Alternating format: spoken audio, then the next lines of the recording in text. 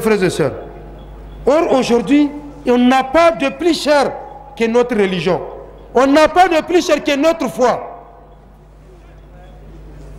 Et quand on a honte de l'afficher, on se cache et de façon évolutive, on perd notre foi, on perd notre religiosité.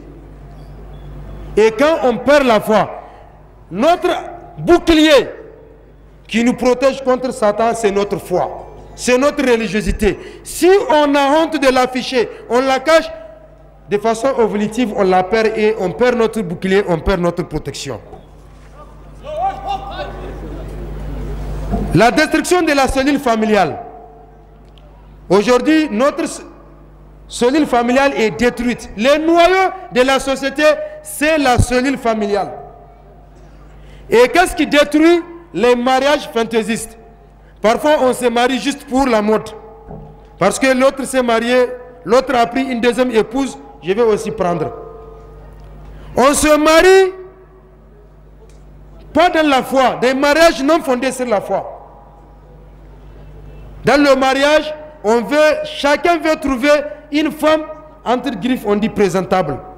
Il veut dire non, c'est la femme du directeur. C'est la femme de monsieur le juge.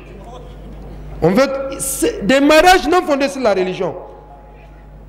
Et on pense que le mariage, non, c'est juste un contrat social, comme disent les juristes. Et on se limite juste au folklore et à la superficie. Alors que le mariage est un acte religieux. C'est un acte cultuel enseigné par la religion. Du début à la fin. C'est un acte cultuel. L'islam n'a pas laissé, comme l'a dit Cheikh Hussein Hassan dans son livre Al-Usra, la famille comme pierre angulaire dans la construction sociale. Il dit l'islam n'a pas laissé le mariage, l'éthique familiale aux êtres humains de les gérer de façon arbitraire. Il n'a pas laissé à l'arbitraire. Non, l'islam a tracé les voies à suivre. Du début jusqu'à la fin, il suffit de l'apprendre. Mais aujourd'hui, quand on se marie, on pense que c'est juste un contrat social. On ne voit pas que c'est un acte cultuel. Et quand on parle d'acte cultuel, il faut l'apprendre. Aussi, il y a les tentatives occidentales d'affaiblissement de l'autorité conjugale. Ça, nous le savons. Les Occidentaux sont toujours derrière nous à édicter des textes qui affaiblissent l'autorité conjugale. On veut donner des droits à la femme, on veut donner des droits aux enfants. L'islam a donné déjà des droits à la femme. L'islam a ennobli la femme, pendant que les civilisations humaines, autres que celles de l'islam, reléguaient la femme, ces sociétés chosifiaient la femme. L'islam a ennobli la femme. Une sourate porte le nom des femmes. Et aussi, les divorces indénombrables. Aujourd'hui, les divorces se comptent au nombre des mariages. Et tout ça, c'est parce que nous n'apprenons pas ce que l'islam a enseigné dans la vie conjugale. Dans le cadre des conflits conjugaux, c'est un pléthore de dispositions préliminaires que l'islam a enseigné avant d'aboutir au divorce. Si on les applique, 80% des divorces pouvaient être évités. L'abandon du rôle des parents, les parents éducateurs. Nous avons dit aujourd'hui, nous prenons nos enfants, nous les amenons dès 3 ans. On les amène dans les écoles, jardin d'enfants, crèche, baby school ou quel autre nom on les donne. C'est à eux de les éduquer. Nous abandonnons notre rôle d'éducateur. Dans les établissements scolaires, on n'éduque pas les enfants, on les instruit. On les apprend à lire et à écrire. L'éducation, c'est aux parents de le faire. L'imitation aveugle de l'Occident. Et c'est ça, nous prenons les mœurs d'autres sociétés, nous les importons et nous pensons que ce sont les bonnes valeurs. Et surtout les jeunes. Aujourd'hui, le jeune, tant qu'il ne copie pas un certain Isunup Dogi, ou même comment on l'appelle, Dogi ça veut dire chien, non? C'est lui qui se donne le nom des chiens et c'est lui qu'il veut copier. Bien que quelque part, quelqu'un aurait dit qu'il est devenu musulman. Nous espérons que ça soit vrai. Aujourd'hui, on imite les Occidentaux de façon aveugle. Tout ce qui vient de l'Occident, on consomme. Par ignorance. Alors que non, ils ont leur société, ils ont leurs mœurs. Si leurs mœurs évoluent de façon négative, et eux, ils considèrent ça comme des bonnes mœurs, c'est leur problème. Mais ce n'est pas à nous aussi d'importer ces mœurs. La mauvaise compagnie. À ce niveau, il faut savoir que l'être humain, c'est vrai, parfois on entend les jeunes dire, bon, ce n'est pas là, un ami ne te change pas. Hein. En fait, tu changes parce que tu changes quand tu l'as voulu. Donc, alors que la mauvaise compagnie change l'être humain. Et les jeunes, parfois nos enfants, que nous amenons dans les établissements, il faut contrôler parfois avec qui ils sont. Qui sont leurs amis? Aujourd'hui, vous allez éduquer votre enfant, vous l'envoyez surtout les personnes qui sont aisées. Dès qu'il a un salaire un peu consistant, non, lui, son enfant ne fera pas un établissement public. Et même parmi les établissements privés, il va choisir un établissement où on paye 500 000 à plus pour dire que non, mon enfant, il est dans un établissement. Moi, je paye 600 francs par an pour sa scolarité. Et dans les établissements là, vos enfants, ils côtoient, ou je vais dire nos enfants, ils côtoient les enfants des personnes qui ne connaissent rien, qui n'ont rien appris de la religion et qui n'ont rien enseigné à leurs enfants sur la religion.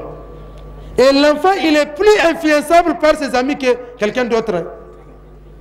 Il est plus influençable. Le fait d'envoyer les enfants dans les établissements chers, ce n'est pas la solution. Hein.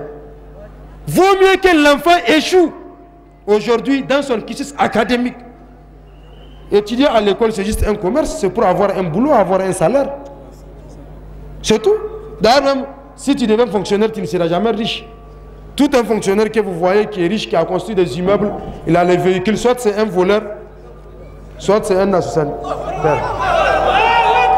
Étant fonctionnaire, on ne devient pas riche, on devient riche. Si on veut être riche, on fait le commerce, hein, on libère. C'est juste un commerce.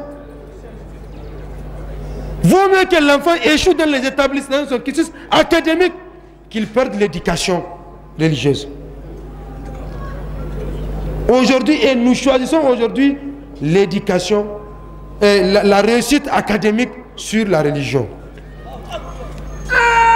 Pour finir, si c'est cela, les causes, les solutions, c'est d'abord le retour à l'enseignement de la religion.